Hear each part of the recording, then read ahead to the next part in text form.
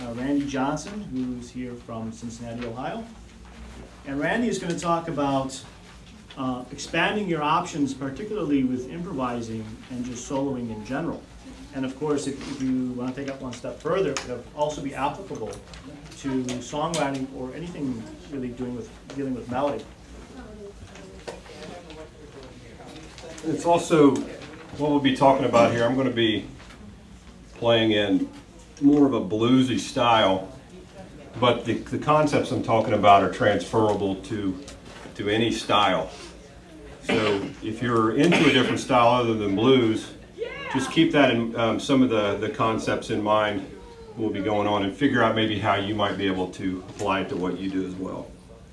It's a very common problem for improvisers to go into their practice with just a limited view or their input into their practice and developing their improvisation is very limited. What I mean is for example, for the advanced player, they might go in and just, they're so used to doing the same things all the time.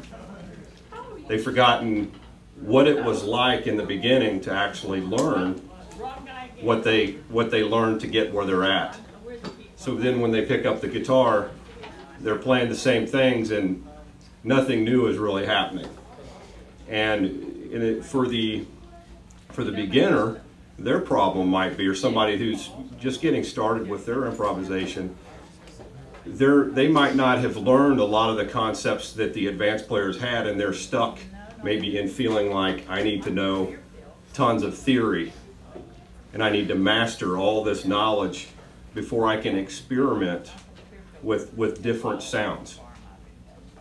And the consequences of this sort of thing is for the advanced player, they begin to get bored what they're playing. They begin to feel like, what else is there? They can find less interest in playing. I know that I've been in that position where I just felt like I was tired of picking it up, and that was not a good place to be.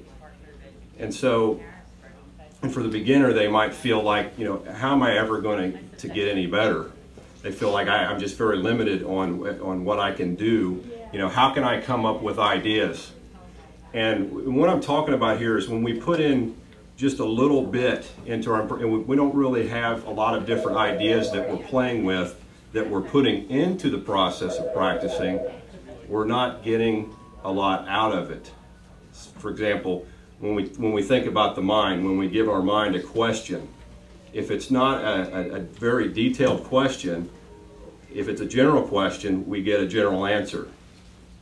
But if we give a question that begs for detail or begs for more answers, we get more out of that. It's a similar concept like that when we're playing guitar as well. I had a student that I was showing him, it's very common in a lot of teaching environments to show things in a very linear fashion. First you learn the pentatonic scale, and then you might add the major scale, and then you might throw in modes, and it's kind of a step-by-step thing. And I know I actually learned that way when I went through music school. And so I was teaching my student that way as well.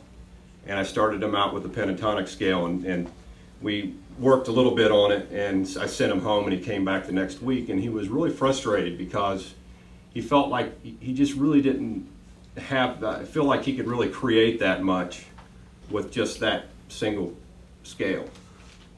So I thought, I'm going to give him something else. I'm going to give him the Dorian mode, because he was playing in a minor scale, so I knew I could give him minor pentatonic, and I knew I could give him the Dorian mode, which fits very well with the minor progression. And I also gave him something called a diminished arpeggio. And there's probably some questions about, for some, what is that? What are you talking about, diminished arpeggio? I don't know what this is.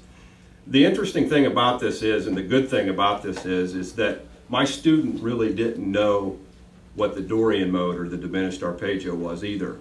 I gave my student patterns, and those patterns are on the handouts that I've put there. And I sent him home with those patterns and said, just play these patterns over this progression. And the cool thing, he didn't have to know a lick of music theory. But he went home and he came back the next week and he was very excited at what he had found.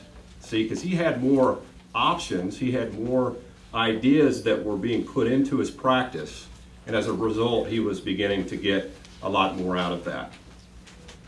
I'm going to demonstrate this a little bit to just give you a little bit of an idea. Again, this is a blues example, more of a bluesy type example, but it can be applied to different styles as well, these concepts from a high level.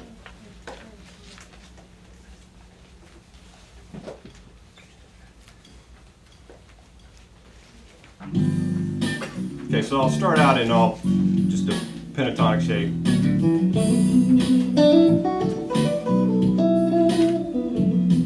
Hear that, get that pentatonic sound.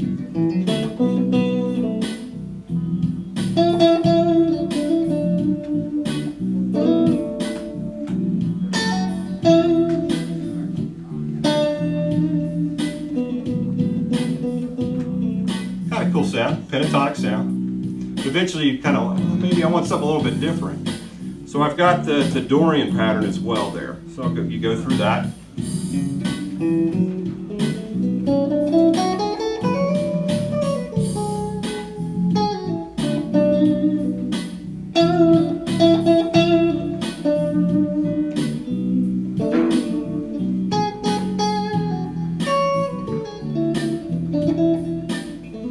Quite different, isn't it, if you listen to the difference in sound?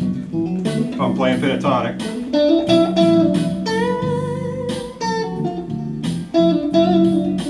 I like to throw in extra notes. I gotta stay on the patterns. You will too if you learn the patterns.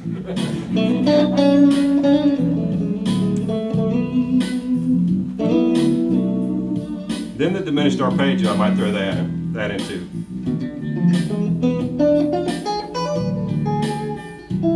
Kind of cool, huh? I like it. When I told my students, I said, imagine the diminished arpeggio.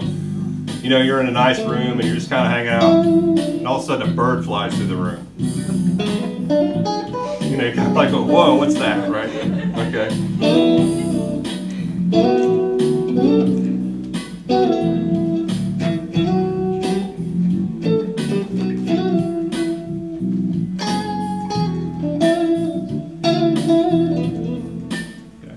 One of the other things I want to throw in, so we talked a little bit about the options with the patterns and throwing those in. Sometimes the single lines can get, I get kind of tired of them after a while, you know. So I like to put in these little, they're double stops, are actually more than one note. They're all within the pattern I'm playing here, so I've just got two notes playing. Those there in the pattern, and I'll just slide them up.